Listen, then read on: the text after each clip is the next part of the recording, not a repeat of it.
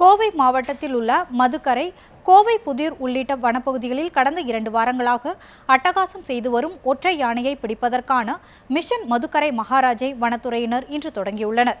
இது குறித்து கூடுதல் தகவல்களை நமது செய்தியாளர் செர்லியிடம் கேட்கலாம். செர்லி, மக்களை துன்புறுத்தி வரும் அந்த ஒற்றை காட்டு யானை எந்த இடத்தில் தற்போது உள்ளது?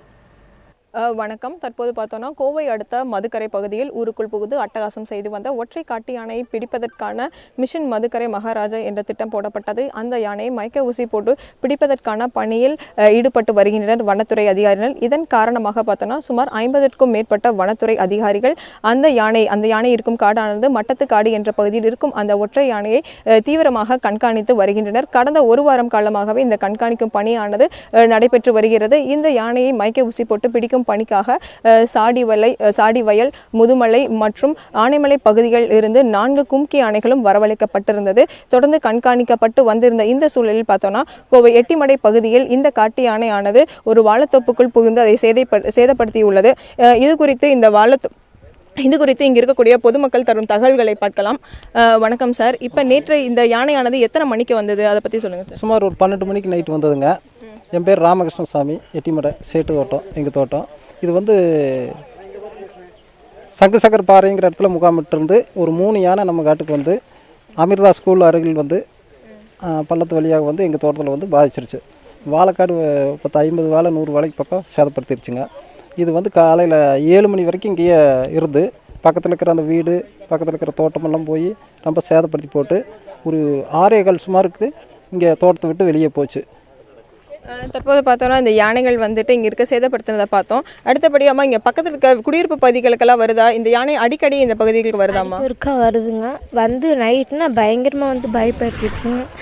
வீட்டு முன்னாடியே வந்துருச்சுங்க. குழந்தைங்கெல்லாம் அவ்வளோதான் அப்படின்னு நினைச்சுங்க. இதுக்கு ஏதோ ஒரு நடவடிக்கை எடுக்கணும்.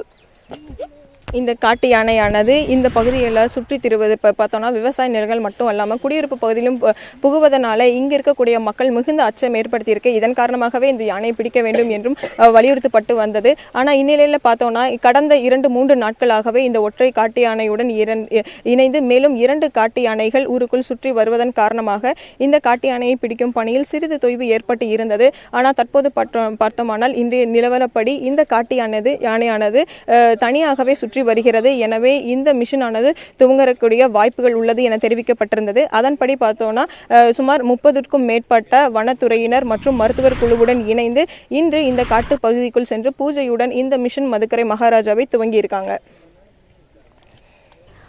வனத்துறையினர் ஈடுபட்டிருக்கும் இந்த மிஷன் மதுக்கரை மகாராஜோட தற்போதைய நிலை என்ன? தற்போது பார்த்தோம்னா நேற்றைய நிலவரப்படி இங்கே சாடிவயல் பகுதியில் நவக்கரை பகுதிக்கு வந்திருக்கக்கூடிய 4 கும்கி யானைகளை வைத்து அதற்கான ஒத்திகை பணியானது நடைபெற்றது. அதன்படி பார்த்தோம்னா அது மட்டும் இல்லாமல் வனத்தில் ஈடுபடக்கூடிய வன அதிகாரிகளுக்கும் இந்த யானையை பிடிப்பதற்கான பயிற்சிகள், அதற்கான ஆலோசனைகளும் நேற்று நடைபெற்றது. 3 யானைகளும் கூட்டாக சுற்றுவதன் காரணமாக அது பிடிப்பதில் தொய்வு ஏற்பட்டிருந்தது. இன்றைய நிலவரப்படி அது தனியாக யானை சுற்றுவதன் காரணமாக இந்த பணியை இன்று துவக்கலாம் என இங்கே இருக்கக்கூடிய காட்டுப்பகுதியில் அதற்கான பூஜைகள் எல்லாம் வைத்து இன்று இந்த மிஷன் பிடிக்கும் பணியானது துவங்கியுள்ளது. உங்களுடைய தகவல்களுக்கு நன்றி.